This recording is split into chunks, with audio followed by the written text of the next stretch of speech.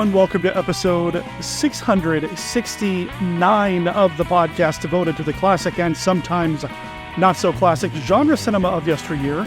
This is Monster Kid Radio.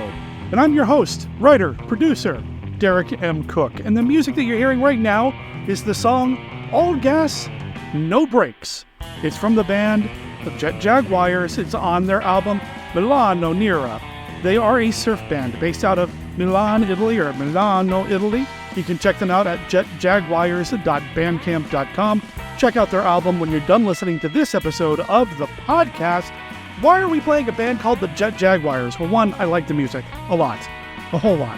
I love discovering new music to play on the show. I love finding bands that have allowed us to play their music earlier in Monster Kid Radio's run, and they're just kind of following their career and their releases and the new stuff. And this album just came out last month, and it's awesome.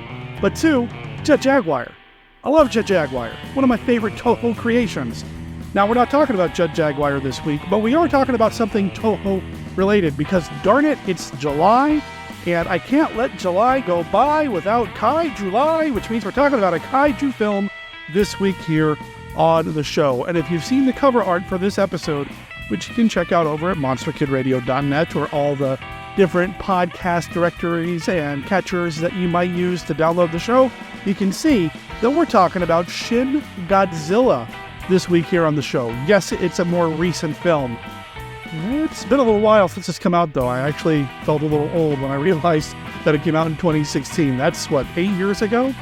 I kind of remember when I went to go see it in the theater. But anyway, we're going to talk about Shin Godzilla here on the show, and I'm not doing it by myself. We're going to watch this movie and talk about it with my wife, Beth. Now, she's never seen the movie before, so this is a first-time watch for her. I haven't seen it since it came out theatrically, so I'm revisiting the movie. We'll see if my thoughts or opinions change. Okay, spoiler, they really don't. I like the movie a lot, and I still like the movie a lot. But did Beth like it? Stay tuned. You'll find out here in a little bit. Also, this week on the show, we've got Kenny's look at Famous Monsters of Filmland and Mark Matzke's Beta Capsule review. Mark Matzke went to G-Fest, said it was awesome. I heard from a handful of you who went to G-Fest, which is the big kaiju festival or convention that happens once a year. You all said it was great, but nobody's called in to let me know how it is yet. So call in and let me know. Why do I want you to call in and let me know? Because next week's episode is a feedback-specific episode. We're doing a feedback catch-up, and I'd love to include your thoughts on G-Fest in that episode next week. But that's next week. Let's deal with this week, where we're going to talk about Shin Godzilla with Beth right after all of this.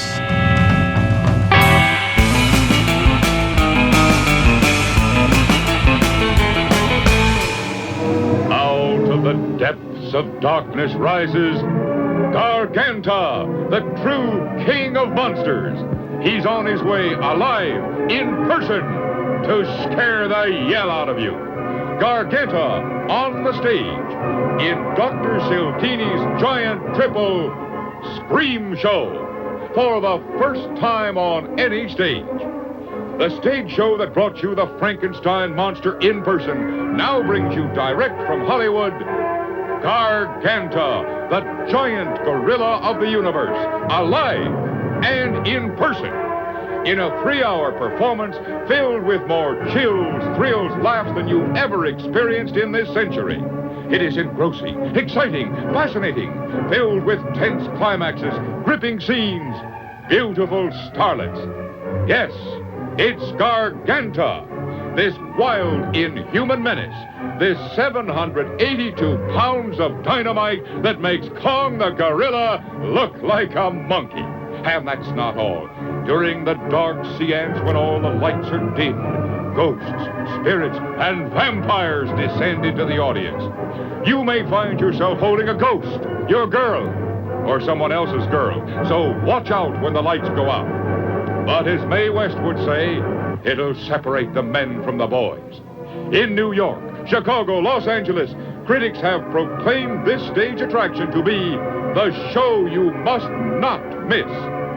Even though it's a stage presentation to send you home in frantic flight, there are also some very eye-appealing scenes created by these beautiful Hollywood starlets in gorgeous costumes designed by Adrian.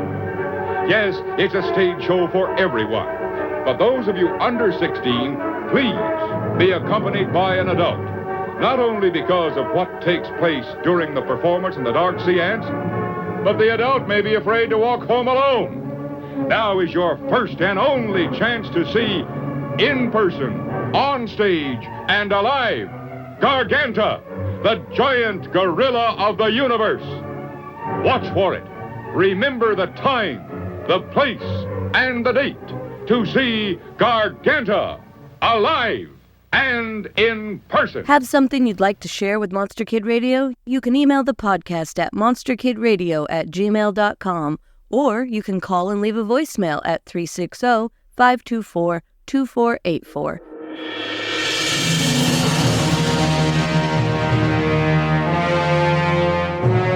It's 1966. The space race is on. The Cold War is heating up, and giant monsters are destroying Japan. Daikaiju Attack, from award-winning author Stephen D. Sullivan. Now available in all ebook formats on Amazon, Smashwords, Drive-Thru Fiction, and other quality outlets, and in print on Amazon.com. Find more info at daikaijuattack.com, sdsullivan.com, and the Daikaiju Attack group on Facebook. Join the action today.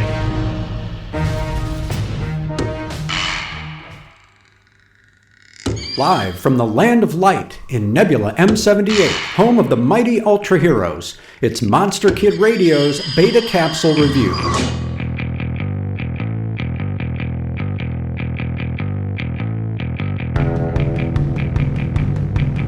Ultraman Ace, Episode 9, 100,000 Terrible Monsters, Surprise Attack Plan. A mysterious disturbance over the skies of Tamas Hills causes Tak to initiate an air patrol in the Falcon, equipped with a new weapon, the RX missile. When a magazine reporter arrives on the scene, trying to get an exclusive photo of a terrible monster, she succeeds. But Tak member Kono is not so fortunate. Embarrassed, he tries bluffing his way through a strategic meeting, then finds his way to reporter Junko's apartment, pleading with her to share the photo. For the second time, she name-drops Hokuto in a bid to divert Kono's attention, before taking a cab to hand-deliver the photo to her editor. When the nosy taxi driver sneaks a look at the photograph, he unwittingly unleashes Monster Gamas, which Tak appears to neutralize with the RX missile. However, the Yapul aliens reload the film image of Gamas, so when a new picture is developed, the monster has a sword, leading Tak to conduct tests on the photograph. The picture of Gamas is destroyed when it becomes clear that sound waves serve as a catalyst, giving life to the image. Captain Ryu also orders the negative destroyed, but there's a catch, of course. Kono doesn't own the negative, Junko does, and she's already submitted it to the editor. If the magazine goes to print, it would mean 100,000 sound-activated kaiju planted throughout Tokyo and Greater Japan. Rushing to stop the presses, Tak arrives at the publishers just in time for Gamas's reappearance from a single photo. Can Ultraman Ace prevent the multiplication of 100,000 terrible monsters? Episode 9 is a strange and somewhat unpleasant outing in which many of the central characters behave in regrettable fashion, beginning with Junko, whose ambition clouds her moral judgment and who body shames Kono behind his back. Kono lies to Tak throughout the episode while nursing a desperate crush on the heartless but beautiful reporter. And not to be outdone, Hokuto strikes the petulant Junko in the face, angered by her unrepentant smearing of his reputation, and then he doubles down, refusing to apologize for his violent action. Some genuine humor attempts to redeem all this in the show's final moments, but it comes too late to prevent the viewer from seeing Kono and Hokuto in a different light. This episode aired in June of 1972, so the concept of an anti-hero was certainly not unheard of. Indeed, the previous series, Return of Ultraman, centered on a protagonist with anti-hero tendencies, but Ultraman Ace's Hokuto seems far too boyish and good-natured to go this route. Like Gamas, whose ninja weapons and tactics are never explained or explored, these character choices seem like an experiment that just didn't pan out. For Monster Kid Radio's Beta Capsule Review, this is Mark Matzke reporting.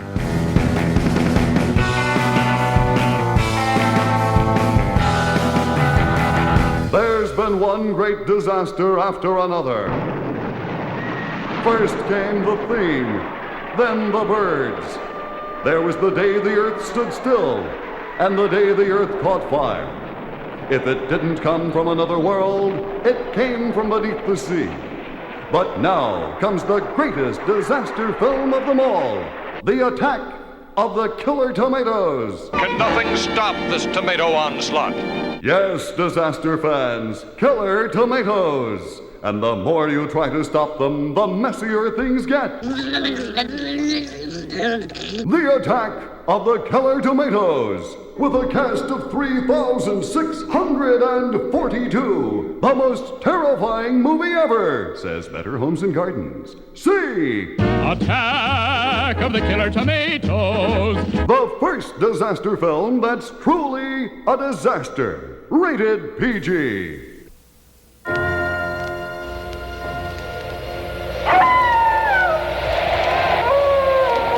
When the moon is full, the beast must die. 8 people, each one a suspect. One of you is a werewolf.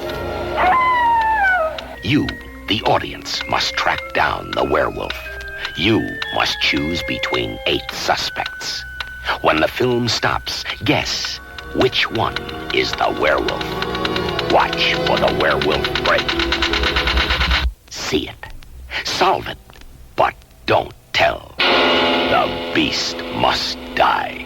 From Cinerama Releasing, rated PG, parental guidance suggested. The beast must die. Hello there, Monster Kid Radio heads. This is Kenny with a look at Famous Monsters of Filmland. Today we are talking about the kaiju film Shin Godzilla, which of course was not featured in Classic FM. I did find something incredible, an actual interview with Shin Godzilla's great-grandfather. In issue 167 from September of 1980, FM correspondent Mally McCormick sat down with the big guy and got him to open up about his life and career. Here it is, believe it or not. At great peril to life and limb, our intrepid interviewer made his danger-fraught way to the summit of Mount Fujiyama for a summit meeting with that consummate Oriental ogre, Big G, Godzilla. Speaking, or rather roaring, for the first time for an American film monster magazine, Old Firebreath had this to say in response to the questions put to him. Sir, I'm sure many of your fans would like to know, what was your childhood like? Well, I was an ape student in anthropology, and volcano skiing was my hobby. Were you a big monster buff? I was always big for my age. And what is your age? About 1 million. Did you read much as a kid? Not really, although I would sometimes sneak a book out of the library like Godzilla's Little Acre or When Japan Sank, Tokyo Rose. Sneak it? Well, see, my parents were not enthusiastic about that sort of thing. Said it would ruin my eyes. A lot of kids today have that same problem with their parents. I think parents should be grateful for their kids' interest in that kind of thing. It keeps them from trampling cities or smashing airplanes. If you take away a kid's love of death, there's going to be resentment. When did you first get started acting?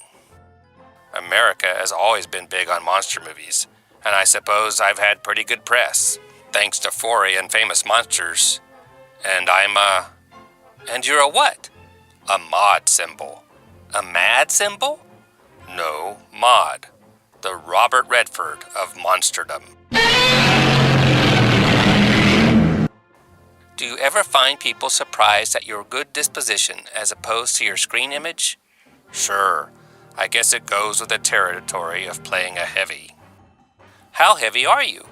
About 10 tons. I'm a 10. Have you ever thought of going into directing or producing, behind the camera? Camera? Not really. I'm happy being a movie star.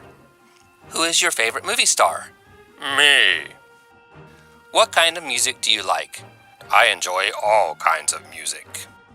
Is your real name Godzilla? No, Gojira. And your favorite food?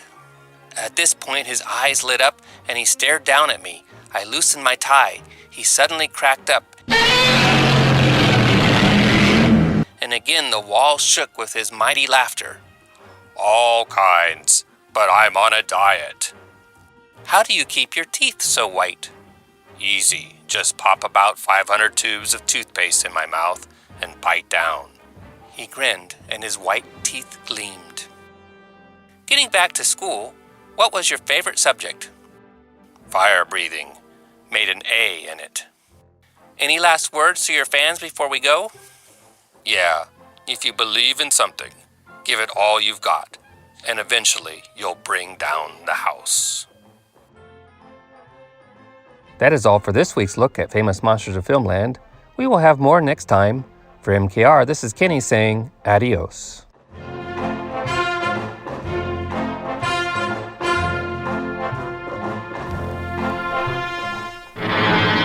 Dracula is back. In the first Now Dracula movie, Dracula AD 1972. And with this new motion picture, an unrivaled event, Horror Ritual. You will participate with the Transylvanian vampire himself, swearing you in as an honorary member of the Count Dracula Society. He comes back from the living dead to extend you his personal invitation. Join me in the Horror Ritual. You heard it with your own ears from his blood-red lips. Get your honorary membership card when you see the new Dracula movie, Dracula AD 1972, and participate in the Horror Ritual. Rated PG. Parental guidance suggested. A world-famous scientist, greatest living master of the occult, has mysteriously vanished. In his place, a huge and fearsome prehistoric monster suddenly appears. What happened to Dr. Waterman? Only one man, last to see him alive, knows. And now he finds himself in deadly peril. The weird, the unbelievable, the supernatural come alive before your very eyes in Equinox. The invisible barrier between good and evil, between light and the forces of darkness. What is the secret of the 1,000-year-old book? See 4 teenage boys and girls fight a devil cult for their lives, their sanity, their eternal souls in Equinox. In supernatural color. Equinox.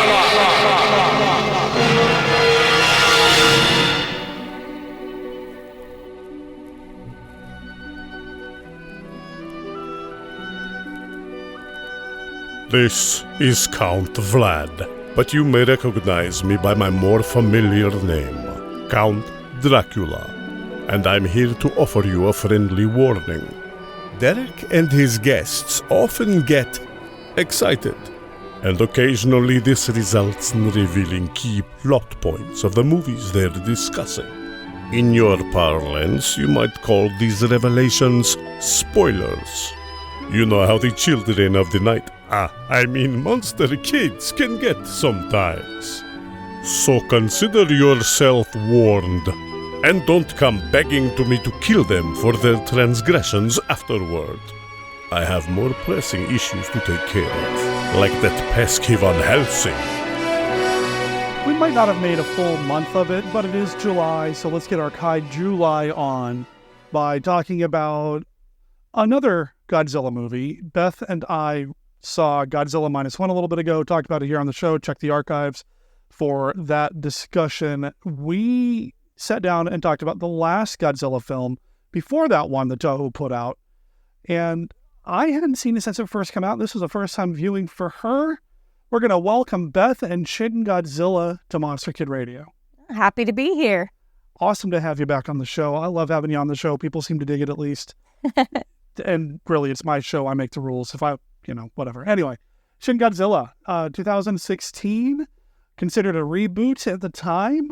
Don't know if it was intended to launch a new series of films or not, but this was the first Godzilla film in several years from Toho. It was after the American Matthew Broderick film. Okay. But I don't think it was before the legendary Godzilla film here in the States, starring Quicksilver and Scarlet Witch as a married couple. Weird. It was really weird. Let me double check. Godzilla 2014. So yeah, this would have come out after that one. Okay. All right. So this was Toho's take on it. And like I said, I hadn't watched it since I saw it theatrically. They did a very limited theatrical run, similar to what they did with Godzilla -1, but it didn't play as long. It didn't take off the way that, And I can see why, having watched it again.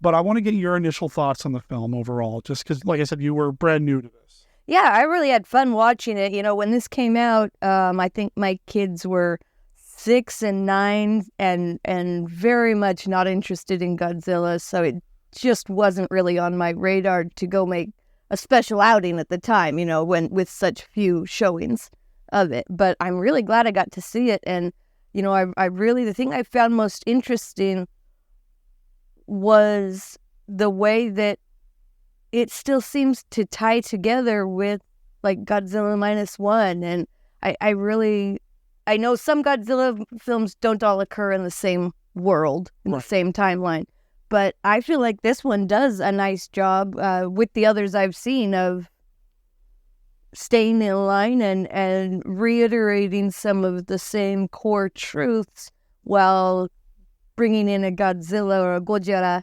that are very different from what we've seen previously. So, and I think most listeners probably already know this, but in case you don't, and I think you and I have talked a little bit about this, there are 3 or 4 eras of Godzilla films. There's the Showa era, which is what started everything off, 1954's film, and then all the follow-ups to it, and then it came to an end. And then there's the Heisei era, which started with Godzilla 1985 as it was released over here, which ignored all of the Showa films except for the first one. Okay. So they basically rebooted, sort of. So the first one still was canon, but the other ones... They re-sequeled it. Yeah, basically. And then they came to an end. Sure. And then there was what sometimes is referred to as the Millennium Era. Okay. Where, again, they just ignore everything. Sometimes they acknowledge the very first film from 54, sometimes they don't. Okay. And then they came to an end. And that was it for a long time. And then there was the American release over here. And then this happened, Shin Godzilla as its own reboot. Ignoring the first film, this was ground zero, G0 for Godzilla storytelling. They didn't have a Godzilla before, but a lot of the same themes were kind of tapped into.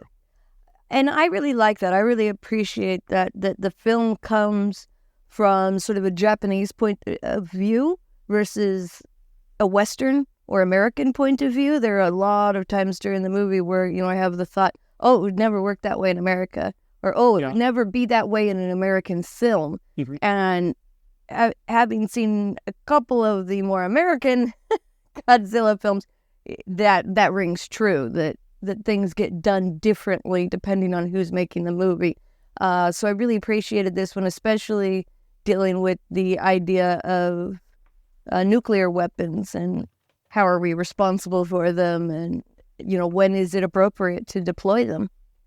Yeah, that's something that I was really aware of this time around watching this one. I was aware of it when I first saw it theatrically, but I think when I saw it, it was on the big screen, so I got taken by the big visuals. Sure.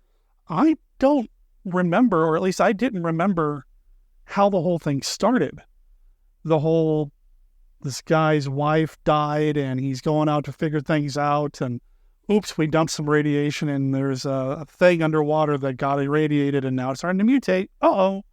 I forgot all that. Well, I mean, most kaiju films seem to have nuclear material of some sort that then makes a creature grow or sets them off, or in the case of my favorite girl, she just gets mad that you're doing it and comes flying over to check stuff out. Oh, Mothra. Okay. like, Team Mothra forever. Team Mothra. We need to make Mothra like baseball jerseys or something. Yeah. They're on Team Mothra. I like that. We should design that. Watch the Team Death website for more in the future. Yeah. But I really appreciate that it gave you a peek into how life and businesses and government all work over there, and it is very different from how things work here. And the different restrictions they have, some of it's cultural, some of it's legal or contractual or federal because of the treaty that was signed with Japan. Post-war. Yeah, they're not allowed to have a standing They army. refer to, we can't do this because of in the post-war era, and someone else says the post-war is forever. If you don't go to war again, post-war is forever. So, do we make allowances? Do we change our mind at some point? And how will it be seen if we start slinging missiles left and right? Yeah. How will the world react? And China and Russia is not going to do anything because, well, it's China and Russia. And if we turn it over to the U.S., we're turning it over to the U.S. Yeah, like everybody knows the U.S. would it's made very clear the U.S. would probably not do the best things with the source. Yeah, you actually made a comment while we were watching it that we're always the bad guys in these, huh? And yeah, I mean, from their point of view, they're going back to what happened in World War II. And at one point, they're talking about dropping nuclear missiles or nuclear bombs on this thing. And one of the characters is like, I won't let a third bomb get dropped on Japan. Oh, right. Third. Oh. He said, I don't want that to be my legacy. Yeah. You also may be hearing Junie in the background. He's adding his opinions. He's got opinions. Yeah, as Kai Junie. He's appeared on the show a couple of times when I was talking about the black cat. You could hear him in the background. Well, he would have a informed opinion on that one. He would. Yeah. Wednesday did not watch the movie with us. She's in the other room chilling. So, but yeah, you may be hearing Juniper in the background. Or is it a kaiju? Ooh. Anyway. I did hear that some of the kaiju screams were actually cats. Yeah. Making noises that they then changed. I always feel bad for the kaijus in these movies. Me too. I really do. I'm an animal lover. I'm an empathetic guy. It's not Godzilla's fault, man. Okay, yeah, it sucks that he's killing people. Yeah. Destroying things, and you don't want that to keep going, but, at least, like in these movies, in this movie, there's a huge discussion. What kind of organism is it? Do we really want to attack it? Is there something else we can do? Well, went back to the water. That's great, right? Yeah. So, yeah, I always feel bad.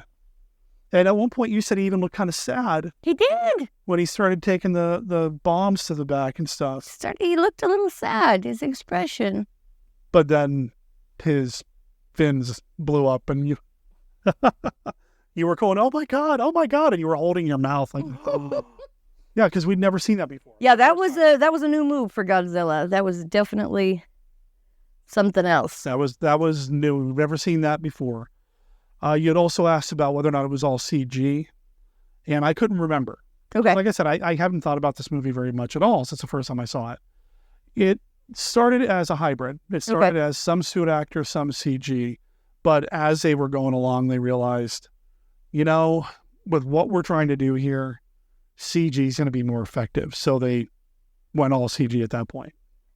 I can see that for this one and for some of the stuff that they're doing in it. It would have been very difficult to do a lot of it with an actor in a suit. Yeah. And even more so trying to layer the CG over the suit is difficult because, as I think we talked about at one point during it, there's just something about the human eye's ability to distinguish realism from not, from artificially created objects on screen. And because of that, I think if they had gone half and half, you would have been able to tell what was what a lot more, and it would have disrupted the magic of the movie. Yeah, agreed. And I think with the CG elements too, because the director, whose name I apologize if I mispronounce it, Hideaki Anno, one of the co-directors, he did a lot of stuff with like manga, or not manga, but anime. Mm-hmm. And there's a lot of what I feel like, and I'm speaking from a very limited perspective here because I haven't watched a lot of it. Sure. Watched a lot of Demon Slayer with his stepdaughter and all, but there's a lot of anime-like moves and angles in this, I feel like. Yes, some of the camera cuts. Yeah. During chaotic scenes with a lot of the human actors in it. He did a lot of work with Neon Genesis Evangelion. Okay. So a lot of that stuff. And he would also go on, and he was involved in writing the Shin Ultraman, which we talked about on the show. And then Shin Kamen Rider, which I still have not watched, but Kamen Rider's the other big tokusatsu franchise over there. So why is it Shin? Do you know? I don't know. What does Shin mean in Japanese? I know at one point they were thinking of an American title for this called Godzilla Resurgence. Mm-hmm. But I think the filmmakers insisted on Shin being used. That was the Japanese release. I'm not 100% sure other than true or new. So maybe new. Okay. So new Godzilla. New Godzilla. I could see that. It would that have been the first one after the early 2000s group? It was the first one in a long time. So it would be a relaunch then. Yeah. So that really makes sense then. Okay, well then that makes sense for Ultraman too. That we saw that is Shin. Okay, that's cool. Yeah. See, I love learning new stuff. I will say there was one or two moments in the CG, particularly in the end of Godzilla's tail. Yeah. Where I was catching some pixelation in the way that I'm just going to say this, it's going to sound weird, the way his innards glow. Okay. That's an odd statement, but I don't know how else to say it without giving direct spoilers of things, Mm-hmm. And often Godzilla in many of the movies has a glow to parts of him before attacks. So that's not unusual, but it's a different kind of glow this time. Yeah, and you pointed that out too. You pointed that while we were watching it. And that CG. Yeah. And I think it they may have decided to do that because of the difference in how this kaiju was formed. Usually it's like some sort of thing in the ocean or on an island, there's some nuclear waste nearby, that makes it get big, and it goes and attacks Tokyo. Yeah. Like, that's pretty much most kaiju movie, the general summation. Some are a little different, some attack a different place, but for the most part, that's most of them, Mm-hmm. This isn't just an adjacent nuclear waste situation, so it plays out a little bit differently, and I liked that. Yeah. I think I looked at the tail, pixelation or whatever you want to call it, and I knew about the final reveal at the end about what the tail was starting to turn into. Yeah. So I kind of chalked it up to that. Okay. I didn't want to say anything when you pointed that out because I didn't want to give away that, the next evolution might be little Godzilla human hybrids getting loose and doing stuff, which would be terrible. That'd be terrifying. I will say... Spoilers, by the way. I will say that it was only for like a brief moment. Yeah. And I'm only bringing it up because I have so little to say negatively about this movie that it's like the one thing I can bring out. I did really enjoy, though, with the tail, so I will give a positive now. There was a moment when they had, I'll say, paused Godzilla, which happens sometimes, that he stops or goes away and then comes back, or stops and then restarts, depending on. They'd paused him, and you saw just one sort of metal plate on the tail go, chink, just a little bit, and it was this wonderful, for me as a horror person and a haunt person, it was this wonderful moment of, oh, it moved. Oh, what's coming? Oh, gosh, Yeah. Good little goosebump moments of suspense there. There were a couple times where they do like a very small movement of something, just to let you know he's not dead. He's still kicking, I'm glad you brought up horror because I want to talk about that. The comparisons between this movie and then the next Godzilla movie that Toho made, which is Godzilla -1, are out there. One of the listeners called in, left some voicemails about preferring Shin Godzilla to Godzilla -1. Okay. And I tried to be aware of that while I was watching this movie. Now, granted, we haven't seen Godzilla -1 since it was theatrically released, but that was last year. So we've seen it more recently. Mm-hmm. There are some real differences in the approach. I feel like with Godzilla -1, yes, it's scary because it's a giant monster rampaging and wrecking shop. And it's terrifying. Mm-hmm. But it's not a horror movie. I feel like this one is horrific. Yeah. The damage it's doing, it's more set up like a horror film for me. Yeah, in the other Godzilla films I've seen, you don't get the feeling. You get the feeling that people were able to escape. Yeah. You see the people running, you figure they're out of the buildings before they get destroyed, things like that. You figure people can escape, and I think it's made pretty clear in this one that a lot of people don't escape the destruction. And not for lack of trying on the authorities' part. I mean, they're trying to do what they can. It reminded me, we're in the Portland, Oregon area, and if you've ever driven in the Portland, Oregon area, you know that we're limited to 2 freeways, and that sucks. So basically, you can be 1 o'clock in the afternoon and have bumper-to-bumper dead standstill traffic on every major freeway in the area because that's just how it always is. And the scene when they went to evacuate, and I don't feel like this is spoilers because it's Godzilla, there's always an evacuation, and they threw everybody onto buses, and then the buses all got on the road together and then did exactly the same thing cars would have done. Yep. Yep. I'm like, is this not Japan? Where are the trains? And then later I was like, oh, that's where the trains were. But, we were like, oh, okay, you're all going to get on buses. How's that going to go? And then it went exactly like Portland traffic. So. Mm-hmm. Mm-hmm. The other difference between this and Godzilla -1 that I picked up on this time around is, there's a story, but it also felt like, at least for the first 3/4 of the film, almost like a mockumentary. It's shot in such a way, and edited in particular in such a way, that there are characters, and we do kind of follow some of the characters as they're doing things. Mm-hmm. But it still felt more like a top-down view of how Japan deals with disasters. Yeah. As opposed to a story of a guy who felt regret for not committing or seppuku in the... I didn't feel as personally connected to each of the characters the way that I did in -1. I will give you that. But I think -1 also did more up front to build those character relationships and showing the destruction after the end of World War II. And I'm not saying that the characterizations in this were bad. It's just it wasn't the point with a lot of it. And there were more. It was more of a teen movie. Yeah. Instead of just a couple people, and so they're just very different. I really liked it, and it also reminded me a lot of I guess it's a documentary. What was it called? I think it's called A Day Called X. Yeah, from 1957. It's hosted by some dude. How's that for helpful, huh?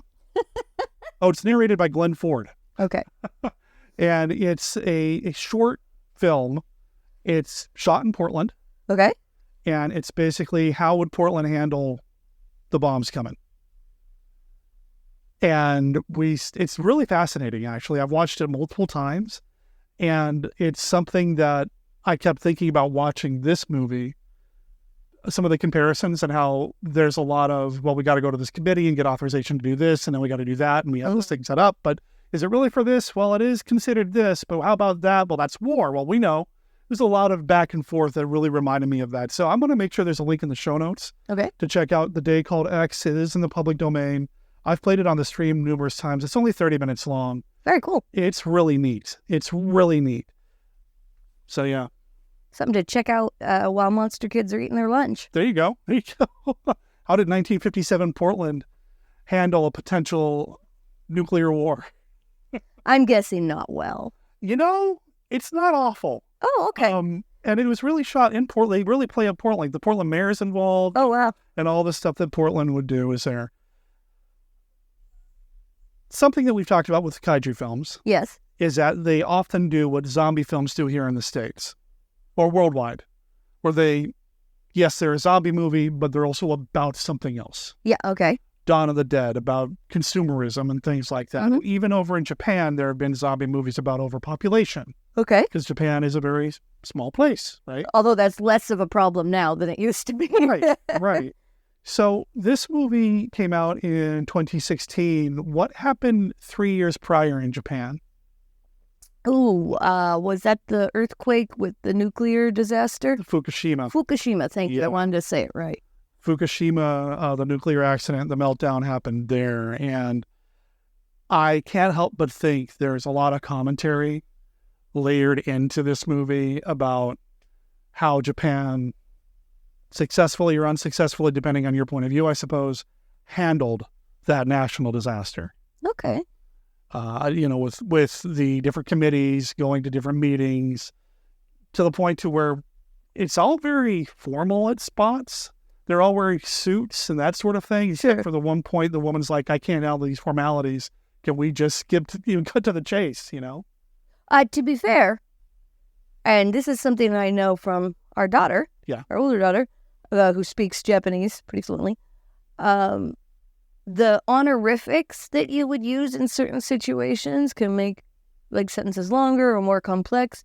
And the character you're talking about, she is actually from the United States. Exactly. Yeah. She is the representative from the backdoor representative, if you will, from the United States. She's not an ambassador. She's the go-between saying the things that we don't want on the official paperwork until we've made a decision. And so her Japanese is probably learned later in life. She didn't grow up necessarily speaking fluent Japanese. And so she's wanting to speak in a more informal or everyday sort of way, like what you'd use on the street or whatever, not what you'd use in a government building.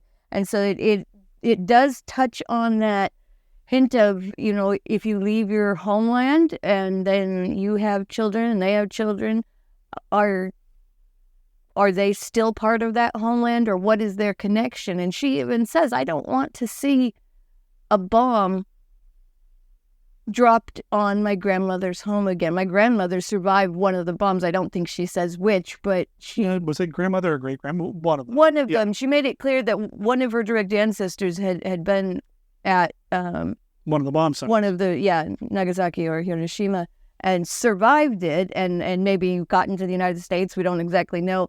But she feels just as strongly about the preservation of Japan and the Japanese people and the Japanese culture than anything else. And then one of the other government ministers says, my job is to the nation of Japan. That's its people, not buildings. And it is true that, in any situation like this, what we should always be looking at are how are the people, who are we saving? So I really admired a lot of the conversations that they were having. I don't know if those would really be had in a Japanese government meeting if something of this nature or similar were to occur, but it's the kind of conversations I would hope my lawmakers are having when serious discussions have to be had.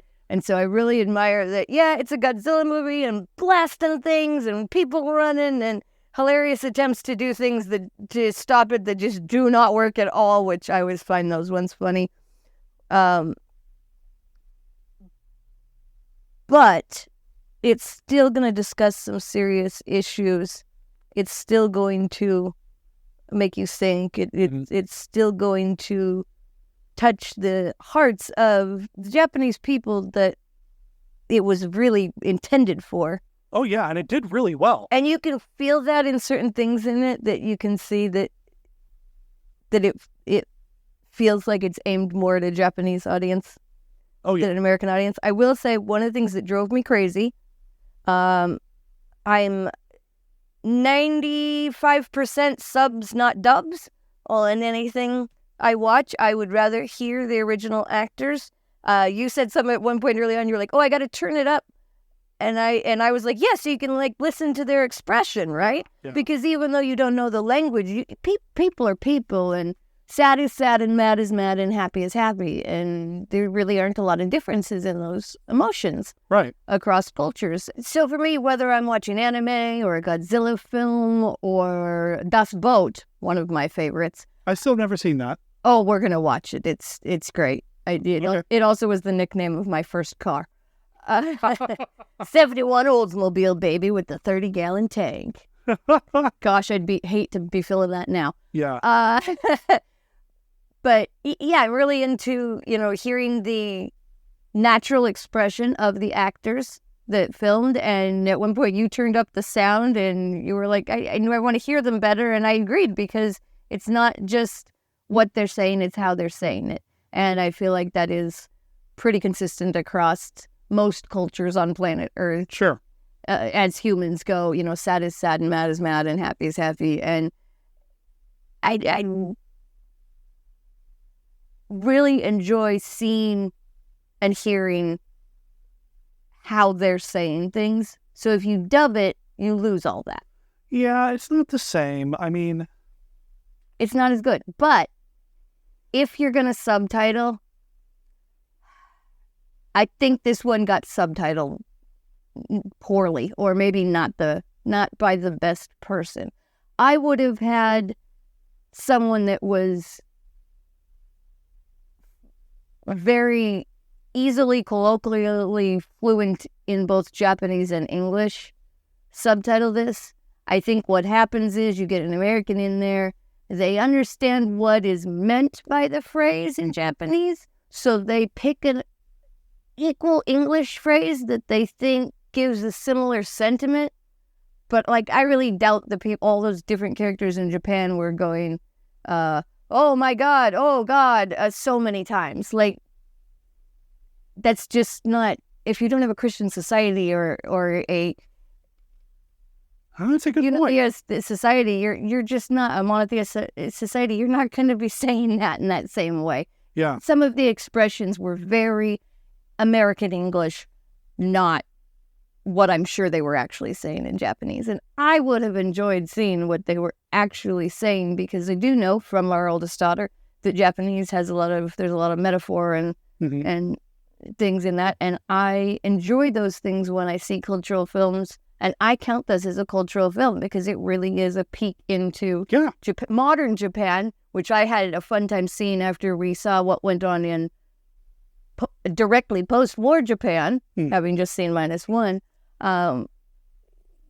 It's a peek into that. It's a peek into all those emotions. I think you need the original sound, but I just would have liked to seen better subtitling in some parts of it. I felt like the subtitling would be really good at times, and then it got lazy. And I've done subtitling not for feature films, but for, thousands of hours of training videos at a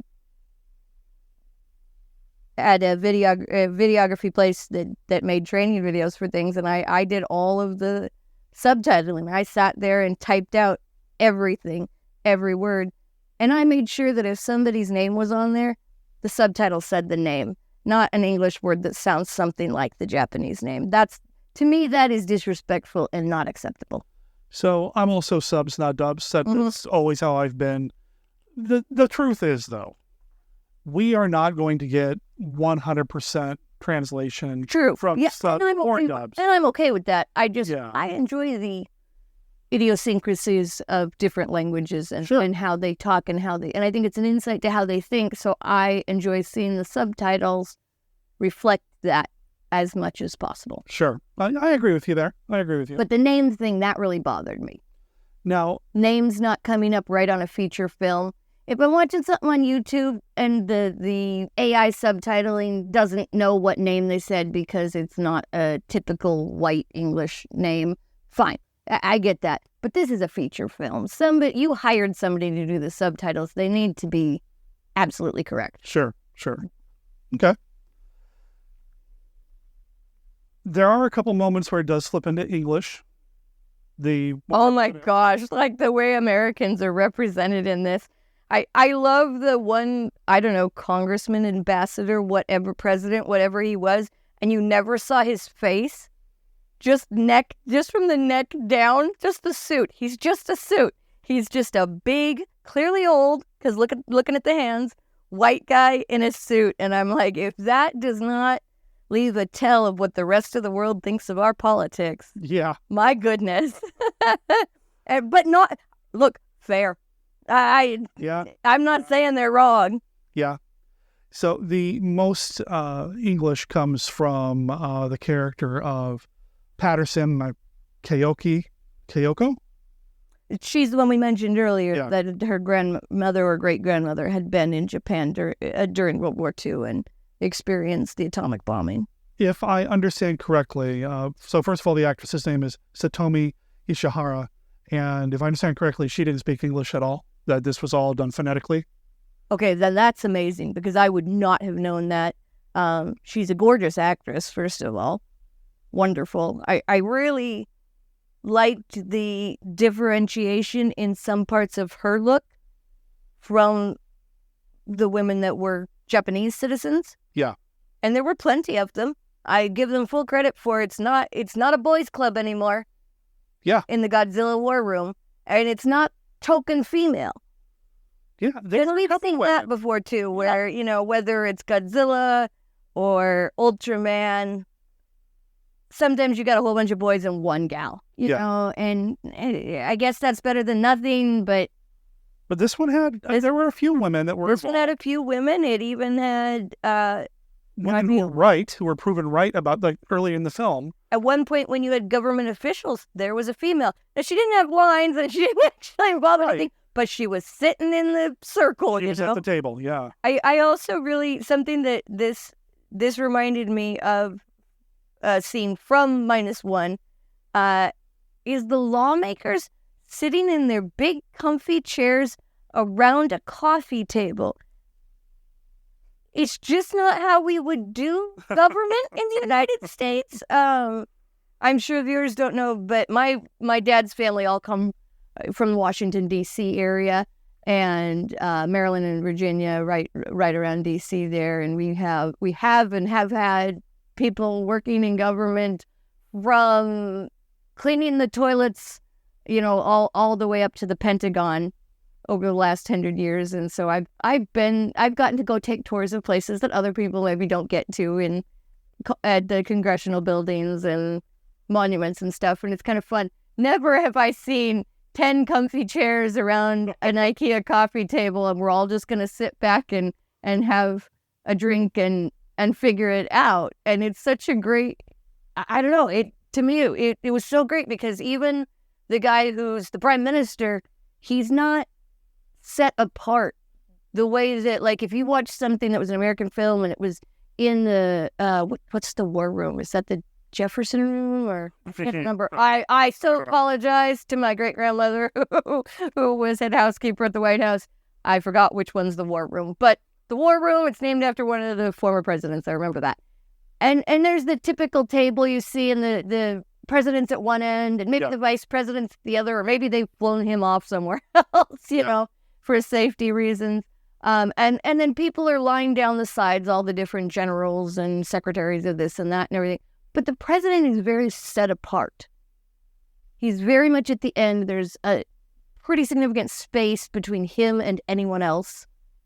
And everything defers to him. Everything is said to him. In this film, it was a discussion among the different people. And, like, credit was given to the one lawmaker who was kind of the patriarch. He was the oldest guy there. He'd been in law the longest. And he could tell you about being in government in the post-war days because he was there. He was there.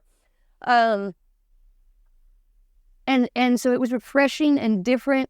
And I guess I would love to see more of that from Japan and any other country that have more collaborative forms of discussion, because I think it's really good for Americans to know that our way of doing things isn't the only way that can work. That's true. That's true.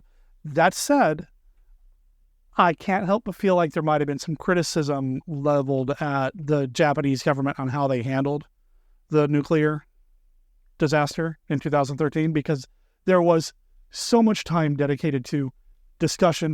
Well, we can't do this, so more discussion. Okay, now we got to get a committee involved, and now we got to have another discussion. Now we're going to go to another floor and have a discussion in that office, and now let's all have tea. Now let's have another discussion, and in the meantime, things are melting down or breaking or whatever. So I hear what you're saying there, but I also wonder if that might have been something kind of underneath some of the presentation of the story here. Oh, I think that could definitely have been the reason for how much discussion, how many government meetings we saw. I think it could have been a real criticism on the government being too polite, being too willing to take their time and look at every option before acting, and in light of Fukushima and other incidents that have happened across Japan at different times. You know, every country has emergencies that are natural disasters. Things happen. Sure. You know, and how you take care of it and how you take care of your people versus your resources or your infrastructure says a lot about who you are as a government and as a country. And I did really like that, I guess, message in this, because there is the moment they had a shot at him before Godzilla had kind of gone to whatever his final form was going to be. Mm-hmm. They had a shot at him, but there were still people that hadn't been evacuated yet, and they're like, we gotta let those people get out of here first. Yes, Godzilla's there, he's wrecking buildings, he's taking down power lines, we got a problem, but the little old man on a bike is still trying to cross the train tracks. Let him get out of there first. Yeah. And I appreciated that too. I was so upset when he was like, I mean, it's Godzilla. He stomps through the city, stomps on everything. Of course he does, you know. Yeah. He's getting to the train tracks and I'm like, no, this right. Yeah. Yeah. I like trains. I did really enjoy that this one was not just about what Japan could do or what Japan and the United States could do, because we've seen that before in Godzilla movies where they talk about how because of the end of the early post-war era where laws were made to prevent Japan from ever going out and being an aggressive power again. I don't know all the details, but I did study the similar laws in Germany when I was going to school there, and they're pretty strict. Like, it really does take a committee in order to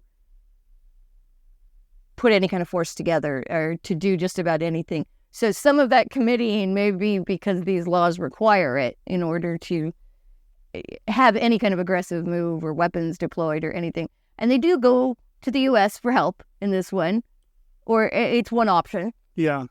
It's not the only option, but it's one option. And the U.S., of course, just as you would expect, is like, big bomb, yeah! Drop big bomb. We have big bomb. Drop big bomb.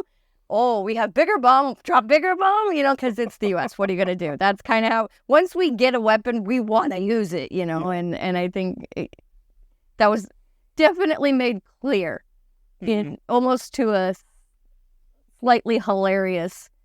Some of this, there were some fighter pilots and different things that were U.S. fighter pilots, and some of their comments I kind of was cracking up about. So some of the military stuff felt, especially with the American and the English language, while I do appreciate, like, the one actress having to learn her lines phonetically. Yeah, I would not have known she didn't speak English. I don't know if, like, the other scientist guy that was there that spoke English as well did his lines phonetically or what, but he just sounded like bad ADR to me. Okay. He sounded just awful. And the conversation that she has with basically the Ronald Reagan stand-in at the end also felt like... Oh, he did sound like Ronald Reagan, huh? Yeah, it felt... Well, you made that comment. Yeah, I was getting Gipper vibes, yeah. Shin Godzilla. Gipper vibes. I was getting Gipper vibes. Beth Cook.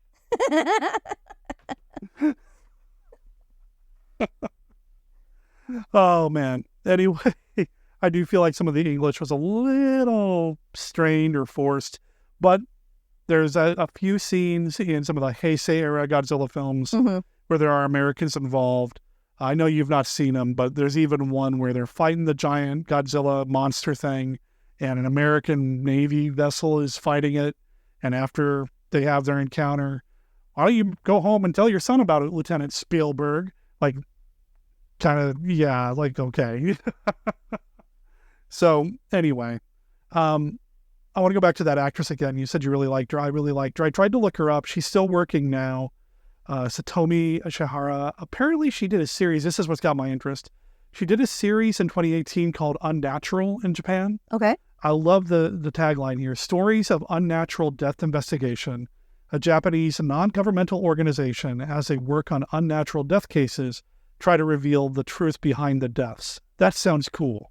That's fascinating. I want to see this show. It was only like 10 episodes, but I want to see this show. I'm going to have to look it up, see if I can track it down.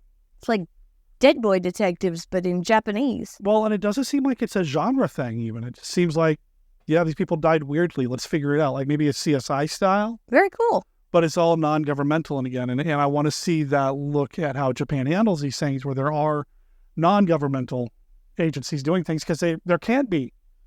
Because of the treaties and everything, the government can't do something. And that's something, that they actually did talk about at one point in the film. They started saying, okay, I'm going to send this, we got samples. We got some bits of Godzilla, and we got to see what's in it. And we need to test, by the way, the nuclear material that's involved so we know what kind, because there are different kinds. Yeah. So they're like, I sent this off to blah, blah, blah, blah, lab. And I'm not being offensive there. It's some string of letters and numbers. Yeah. And I don't, it's like GQ46 lab. Yeah. And they were like, oh, great. And then the lead head character, whoever was most important in that scene was like, oh, I'm going to send them up everywhere. Oh, really? To private labs? And they're like, we have to use everything. But there are private labs. A lot more is privatized in Japan and a lot less is governmental because of World War II and the treaties and the laws even that they made for themselves afterward. Do you think it was then by design that they had the one interaction with the Germans? Yeah. That was by design because of Germany and World War II and all that? That was I think that was a hint. Yeah, or a nod. Okay. Definitely. Interesting. The other thing I did enjoy, and, it's come a lot further now that we're 10 years out. They hinted at what has become BRICS. I don't know if it's an international organization. You know what NATO is. Yeah. Okay. BRICS is Brazil, Russia, India, China, and I believe South Africa. And it's an organization that basically they're countries that are saying, we don't fit into the other country clubs, so we're going to make our own club. And they've acted together in terms of trade and support and other things. I had no idea this was on those countries in Shin Godzilla 10 years ago, which would have been really at the beginnings of a lot of that. So they really had their thumb on, and they thinking that they would have had to film this probably 2 years before. You're talking about 2012. They've really had the pulse of things, and maybe that's something more Americans need to see is how other countries see us in relationship to the world. I didn't even know what BRICS was until you brought it up. It was formed in 2009. Okay, so it would have been very early then. Yeah, I am a bad citizen of the world. I had no idea what BRICS even was. But it's like the alternate NATO. Yeah, it's like the anti-NATO. So if NATO is like the WWE of the world, BRICS is the AEW. No. I'm just trying to work wrestling into any conversation these days. So. BRICS is like ultimate fighting over in the corner. UFC, Brazil, Russia, India, China, South Africa, and then Iran, Egypt, Ethiopia, and the United Arab Emirates. Okay. But it definitely brought to light for me the thought that, we may be Japan's big bad ally, but really puppet master / big brother that's going to make you do the stuff that they want you to do. Fair enough? Yeah, I think it's fair to say that a lot of times America is seen as the police of the world But I think particularly in the case of Japan. Yeah. Even more so, and I've lived in what was the American zone of West Germany, even more so than in Germany. Okay. Even in the late 90s, you weren't seeing really any kind of American presence in those areas militarily. Interesting. Like people stayed on base where they were supposed to be. They weren't all over the country, whereas in Japan, and they would not have inserted themselves without being asked. Whereas here, the Americans are coming right at the beginning and they're like, oh, yeah, the Americans already actually have stuff and would like to give it to us. And yeah, they're already on the way. They're already on the way before we even called them. Yeah. But you also see that they're concerned about, they're saying Russia and China could want this. They could want this nuclear technology. And you think about where Japan's located and it's right in the corner of Russia and China.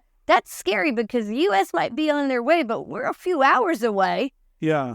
And they got some big bag scaries on their doorstep, and it can change the way that they have to work with the rest of the world and relate. And, maybe they can't always give in to the U.S. at this point because it's too risky for them on other fronts. So it just really, watching films like this, I think, is so important.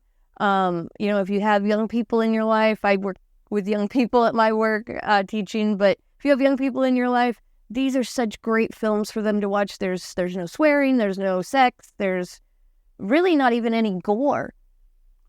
No, there's not. I mean, it's intense. It's intense, and it's scary. It is scary. This one in particular. Little kids, but definitely preteens and teenagers. Sure. Could watch this and really enjoy it. And it's a fun monster movie, too, but it's going to start to make them think about their place in the modern world and where we all need to be so we can all get along and help each other instead of all being, vying for who's going to get the next big power thing. And I'm sure that there is some of that message that was intended to be given, and yeah, I feel like this is a really important one, that if you have young people and you're wanting to do a movie night, this is a good one to do with them. Parents aren't going to be objectionable to it, and it can really open up some conversations and make them think. I think it's a great film, and there are some things that I wanted to bring up that were almost about an hour here. So they did cut some things from the original script. Toho apparently really wanted a romantic subplot and all that. Didn't need it. Filmmakers are like, I don't think so. That would have been too much. Yeah. There was a hint of one. Yeah. I won't say between who. You'll figure it out when you rewatch or see it. There's a hint of romantic, maybe a future romantic entanglement, but nothing now. I almost feel like they even could have cut the whole "someday I'm going to be president" thing. That almost felt a little much to me. Like, we don't need that. Who cares? That's just my thought, though. Yeah, I think that was making her character more likable to a Japanese audience. Maybe. Because being assertive and about what and stuff. But I didn't need that either. But I really, and she was probably my favorite in the whole movie, other than Godzilla himself, because Godzilla is always my favorite. I always root for the monster. I feel like, is there a next one I'm supposed to see after this, or no, there's not? No, after this one, there were no Godzilla films from Japan. Because what are you? He's where he is in the end, and I won't say where that is. What are you gonna do? Add an amusement park around him, or like? It's hilarious you say that, because one of the Showa era films, an amusement park, not a Godzilla one, but kinda. No, not really. Amusement parks is factored into the story. And I say that fully intending, when I do get to go to Japan, to stay in the Godzilla hotel and possibly in his head if I can manage it. I hope it's still up and running. I know, really. I don't know. I haven't looked lately, but I really hope it's still up and running. Now, this filmmaker did do some other kaiju films. Oh, okay. So maybe we'll watch those, which I've talked about here on the show many, many moons ago. These filmmakers were involved with the 1990s Gamera trilogy. Oh. Which a lot of people, and I will say as well, is one of the best non-Godzilla, non-Toho, I'm going to say one of the best kaiju series of films, period. I know you have a real love for Gamera. I do. He's not my favorite, but the 90s Gamera films, the first three, they did a fourth that wasn't really connected, but that Gamera trilogy, it is so good. Okay. It is so freaking good. I talked about it with Kyle Yount, like I said, many, many moons ago, when the world was young and dinosaurs roamed the earth, or maybe Godzilla, I don't know, but it was a long time ago. But those movies are really, really good too. And then, of course, we watched Shin Ultraman. Maybe we should give Shin Kamen Rider a shot, even though I know almost nothing about Kamen Rider. I don't think they get big, is the thing. They have helmets that look like bug heads, and they're on motorcycles, and they do martial arts. Interesting. I think. Listeners, let me know, because I have no idea.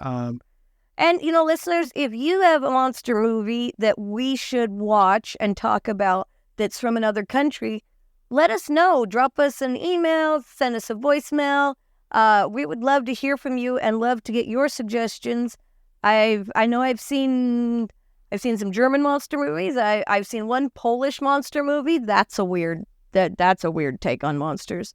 But I'd love to hear your favorites from other countries around the world, and maybe we'll review that on an upcoming episode. monsterkidradio@gmail.com, and the voicemail line is 360-524-2484.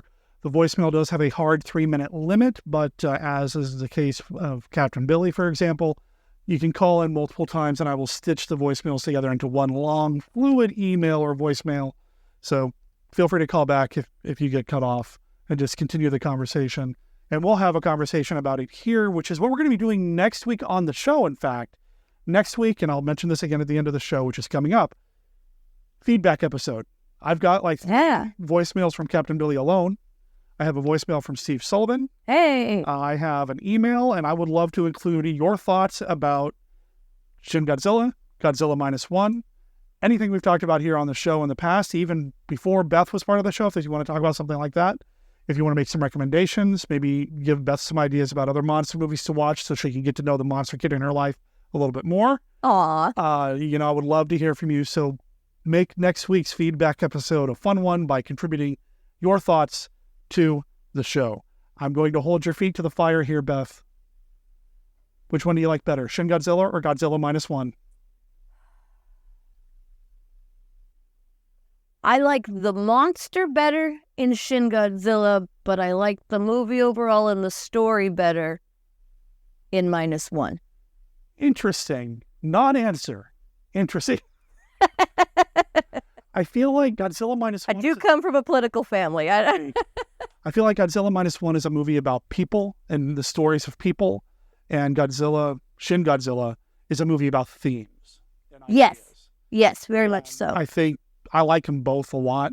I'd have to watch Godzilla -1 again here soon to decide whether or not one over the other, but I did love them both. I loved revisiting Shin Godzilla, and I'm really grateful that it was suggested by feedback, which is why feedback to the show is important. Be part of the show next week by dropping some feedback to us. Beth, thank you for doing this, and we'll get together again next week for feedback. Well, you and I will get together lots before then, but we'll get together with the listeners together next week. Absolutely. Thank you for having me.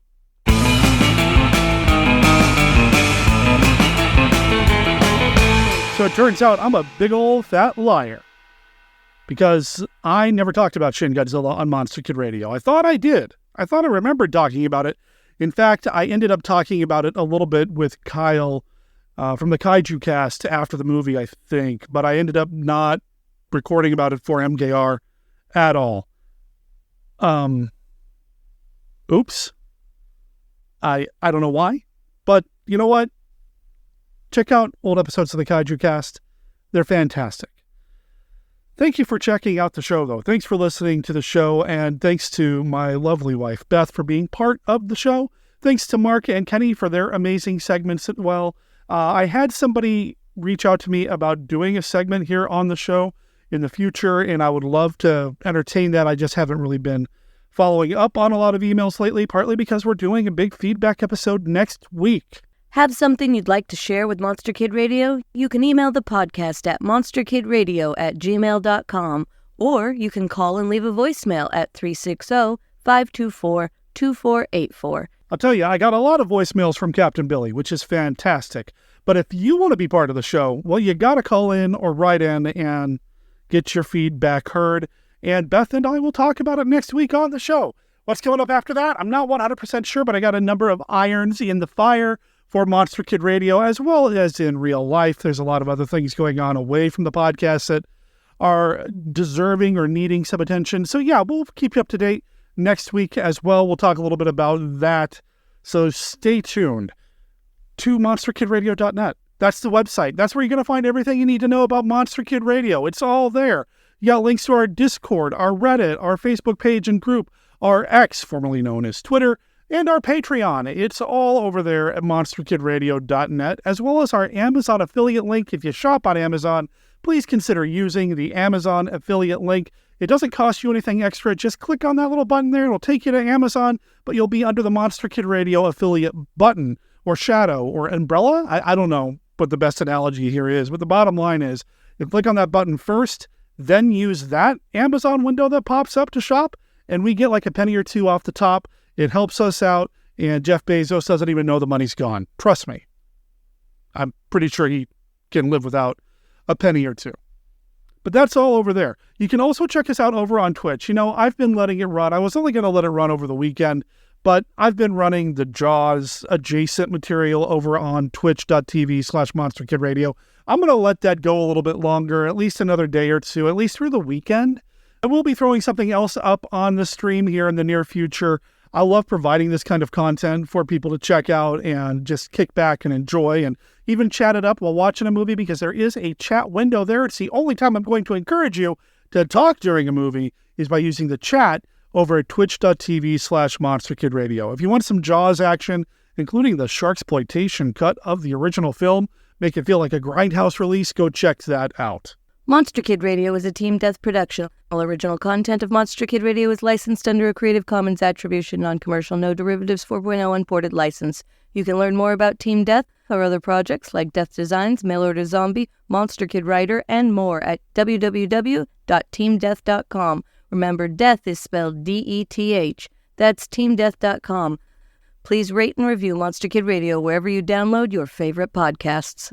All Gas No Brakes is copyright 2024 Jet Jaguars. It appears on their album Milano Nera, which you can find over at jetjaguars.bandcamp.com. Go check out their entire album. Check out their entire discography. Make sure you let them know, though, you heard about them here on Monster Kid Radio. My name's Derek M. Cook. I'll talk to everybody next week. Ciao.